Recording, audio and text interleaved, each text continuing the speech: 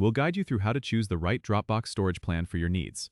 If you find this helpful, consider subscribing and liking the video. First, open your web browser and go to Dropbox's official website. Once you're there, sign into your account if you're not already logged in.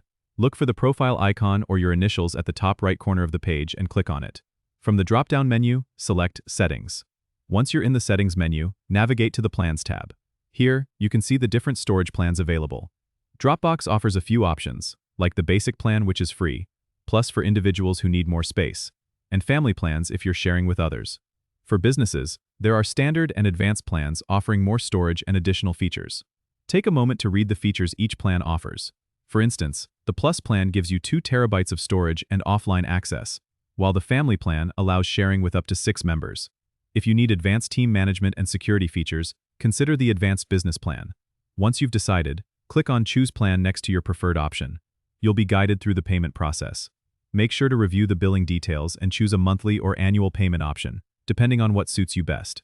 After confirming your purchase, your storage will automatically update, and you can start enjoying the new features right away. Remember, you can always upgrade or downgrade your plan later in the settings if your needs change. Don't forget to subscribe and comment if this helped you out.